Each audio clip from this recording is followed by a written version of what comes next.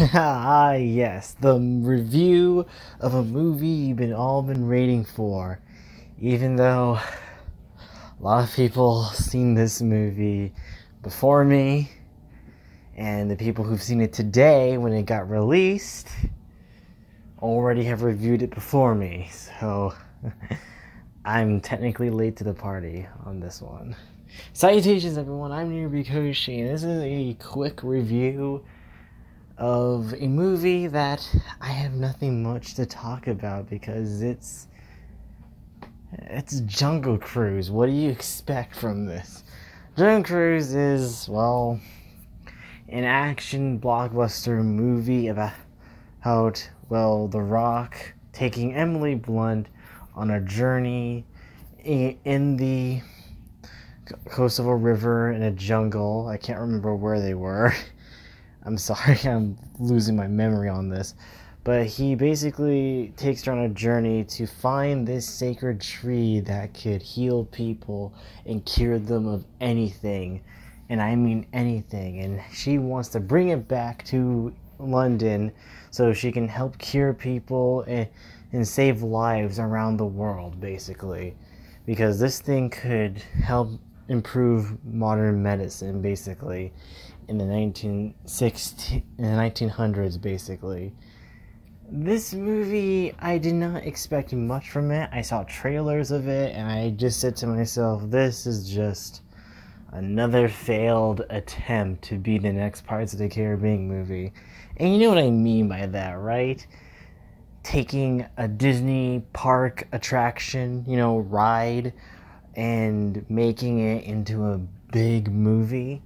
Like Country Bears did it, The Haunted Mansion did it, Pirates of the Caribbean, of course, did it. And no movie has ever, in my memory or in history, has ever came close to being the next Pirates of the Caribbean. I mean, I liked Country Bears fine when I was young. I mean, the movie was weird how self-aware it was, how silly it was, and how funny it was. Well, that was because some of the writers from Animaniacs did that movie, so that was pretty cool. So that movie was actually pretty decent on its own, so I say that's the one movie, but it didn't do well, so it's kind of gaining somewhat of a following after people have rewatched it and actually laughed at a few jokes in the movie that were actually pretty good. So I wouldn't say it was a success for Disney's point of view. And Haunted Mansion I remembered liking as a kid, but now looking back at it, it's not a good movie. It's kind of boring and drags on and makes you feel like it's just trying too hard to be funny, which is ugh. Yeah. And I don't want to get started on Crimson Peak, which is not a Disney movie, but it was Guillermo del Toro's way of making a Haunted Mansion movie but not calling it the Haunted Mansion. He attempted it, sure, but I felt the movie wasn't that great. It didn't do anything to interest me. The weird subplot about the siblings doing incest was weird. I mean, it's not weirder than the other Del Toro movie where a woman wanted to have sex with a fish man. And that's basically what the entire premise of that movie is. Jungle Cruise isn't the worst. I say there was an attempt to make a good movie, and I wasn't hating it. I wasn't screaming down to the heavens, to the gods, saying, oh, curse this movie, ban it from existence, destroy it. No, it's just fine. That's all I can say about it. It's okay. I mean, I didn't laugh. The comedy was meh to me. I felt like, because I've seen these jokes done 100 times from other movies. Basically, To sum it up, this movie reminds me of The Mummy with Brendan Fraser, only The Rock is in the protagonist role that Brendan Fraser plays. Basically, the scoundrel, the comedic scoundrel that's also a hero, a heroic protagonist, basically, for the whole film. And that's what he is. And Emily Blunt and Jack Whitehall, they're just the British siblings that are rich and going on an expedition to find a mystical, supernatural artifact or something. Basically, just like with Rachel Weisz and John Hannah in The Mummy as well, going on that exposition. And the brother will always be complaining about stuff that isn't in his possession when he's in like some kind of murky place that feels poor to him. Like, that's just the same cliches I've seen, but done better or done entertainingly ways that I remember them being funny. This is just rehashing those jokes in this film, and it's just like, I've seen this before, and yet you're doing nothing new with it. And that's the problem. It's the same jokes I would expect in a movie like this. Not done badly. I mean, if you're not familiar with the tropes in this film, if you haven't seen movies prior to that, I say you would find some humor in it. I say you would actually find something decent about this film that you would like about it. But for me, I've seen it so many times in movies that it's just like I can predict what's gonna happen. And, oh, the brother has a ton of luggage on a small ship. That's clearly going to be thrown out in the water or in the desert so no one can take it anymore. And that's what happened in the movie. The Rock froze it except for the alcohol, which of course I called that too, where he's like, the liquor? I'm like, he's going to keep it. And he puts it on the boat. I knew that was coming. I mean, what's this? The main protagonist and the heroine are bickering, arguing at each other, but there's clearly a strong sexual connection with them, even though they have nothing in common at all. Done. They get together in the end of the movie. It's the basic tropes of these big blockbuster movies that I've seen before, and Jungle Cruise is no different. Only it goes over the top with its premise by, like, cramming in as much villains as possible. You want undead Pirates of the Caribbean villains from Dead Men Tell No Tales, and they cannot go into land, and they're only trapped in the water? That's the same thing as Dead Men Tell No Tales, but they have to be in clear view of the river until the jungle pulls them back to it, which is the weirdest rule ever. Oh look, we got evil German soldiers, not Nazis, because this is 1916, so there's no Nazis yet.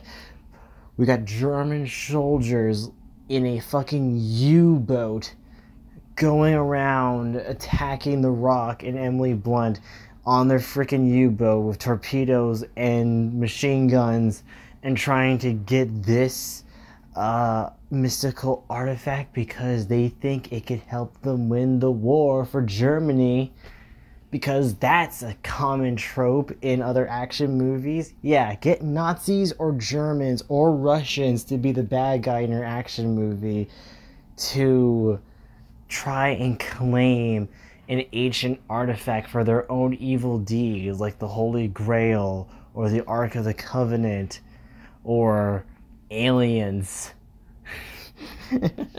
And that's just what it is. That's the tropes. They're all in there. And here's the surprising kicker. The Rock is part of these evil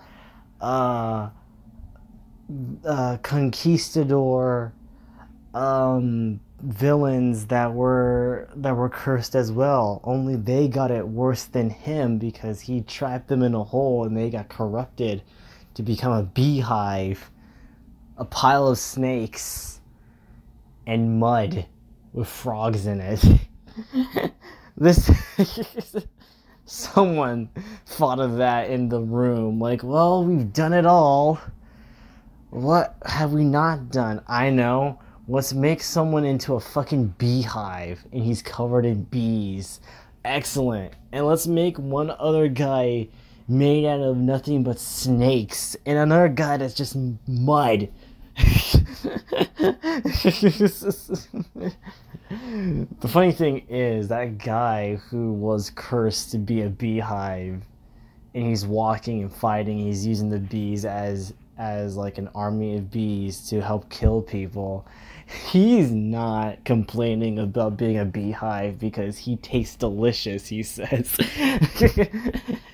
I think he got the better end of the stick than a guy made of mud and a guy made of snakes. He just has delicious honey. He can just turn his evil ways around and just start a honey business, and he will always provide the honey for everybody in the jungle. Like, he could totally make a business out of his own honey secreting from his body. It sounds disgusting, but believe me, it's healthy, it's safe, trust me. My honey is not tainted. Joker's not bad. It's okay. It's got some decent action scenes. It's a bit too long, but it doesn't drag, so I say it's got good pacing, so you're not always checking your watch wondering how long is this movie. It's decently paced, so you're not going to be bored of it. Action's pretty nice too. The cast of actors do a fine job of acting. They're not just phoning it in. Paul Giamatti's just there, dressed as Belloc from Raiders of the Lost Ark for some reason. He's just there. Maybe he was too busy with Gunpowder Milkshake, even though he's barely in that movie also.